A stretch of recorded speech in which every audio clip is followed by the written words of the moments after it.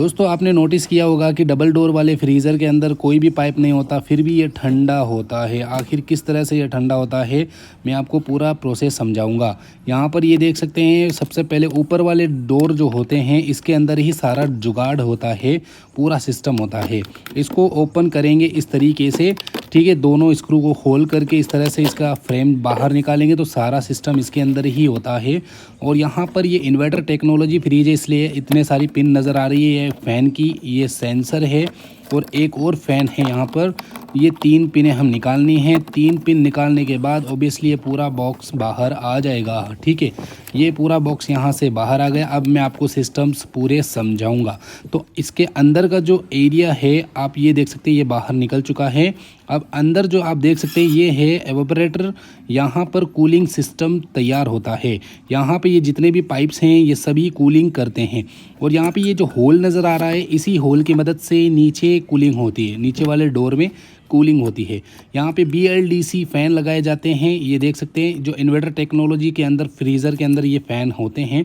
इसकी 2 पिनें होती है, ये दोनों पिनें ऐड होती हैं अलग अलग कंडीशन पे, ठीक है। तो ये जो एक फ़ैन है यहाँ पे हवा देता है, ये जो आपको होल नज़र आ रहा है यहाँ पे एक फ़ैन वाला हवा देता है इस साइड से, और यहाँ पे जो बारी है इसके अंदर जाता है और नीचे वाला डोर ठंडा होता है, मतलब नीचे वाला एरिया। और दूसरा जो फ़ैन काम करता है वह ऊपर वाले डोर को कूल करता है, यानी कि फ्रीज़र, यानी कि जो बर्फ़ वगैरह जमाते हैं ना, यहीं से जमता है।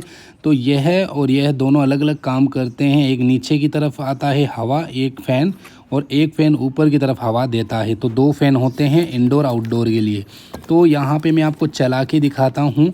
तो इसके अंदर 2 कनेक्शन होते हैं और किस तरह से ये वर्क करते हैं फ़ैन मैं आपको दिखाता हूँ।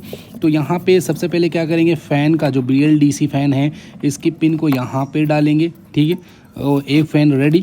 अब ये दूसरा जो फ़ैन का कनेक्शन है इसको इस साइड में डालेंगे, ठीक है। ये भी BLDC ही फ़ैन है। नॉर्मल फ्रीज़र की बात करेंगे तो उसके अंदर BLDC फ़ैन नहीं होता, नॉर्मल फ्रीज़र होता है, ठीक है, नॉर्मल फ़ैन होता है।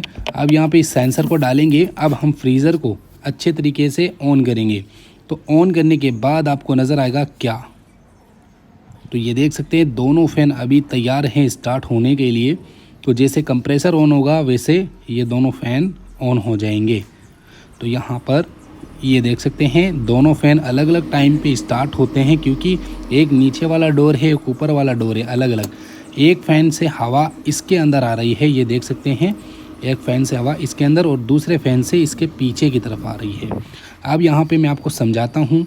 जैसे ही यहाँ पर कूलिंग स्टार्ट होती है, अब ये बंद कैसे होते हैं, जैसे ही हम नीचे वाला डोर ओपन करते हैं तो दोनों फ़ैन बंद हो जाते हैं, यानी कि फ्रीज़र के अंदर जो सिस्टम होता है वो ऑफ हो जाता है इस स्विच की मदद से।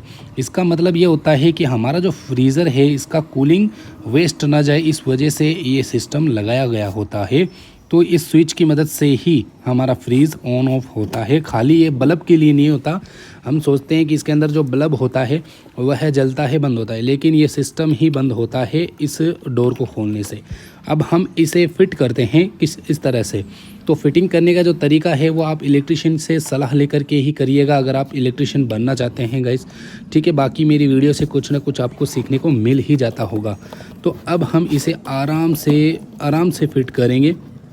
इसके फोम वगैरह को ख्याल कीजिए, क्योंकि इसका फोम बेसिकली मुझे ये चीज़ पसंद नहीं है, इसके अंदर फोम वगैरह डाल देते हैं। हालांकि ये कूलिंग के लिए तो काफ़ी अच्छी चीज़ है, लेकिन ये गंदा हो जाता है, ख़राब हो जाता है, फिर बार बार इसे ओपन नहीं कर पाते हैं हम, बेकार हो जाता है। तो मेरे ख्याल से इसको थोड़ा और परफेक्ट बनाना चाहिए कंपनियों को, ठीक है, मेरी सलाह से, क्योंकि पूरा कचरा ही है ये, और कुछ है ही नहीं इसके अंदर। तो यह है बात है। ये होता है इन्वर्टर टेक्नोलॉजी, और डबल डोर वाले फ्रीज़र के अंदर ये पूरा सिस्टम होता है।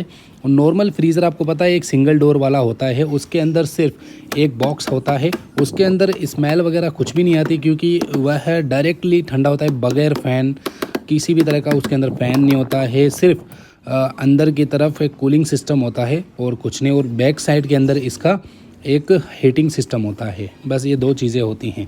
तो इसे अच्छे तरीके से फिटिंग करके अब आपको गाइस मैं बता देता हूँ, आपने काफ़ी अच्छे तरीके से ये काम सीख लिया होगा और आपने समझ लिया होगा कि फ्रीज़र के अंदर किस तरह से काम होता है। तो ये देख सकते हैं यहाँ से बिल्कुल ठंडी हवा आती है और इससे बर्फ़ वगैरह जमता है ऊपर वाले इंडोर से। अब नीचे वाले इंडोर की बात करें तो यहाँ पर थोड़ी हल्की ठंडक होती है, इससे थोड़े सब्जी वगैरह ठंडी करने के लिए, ठीक है।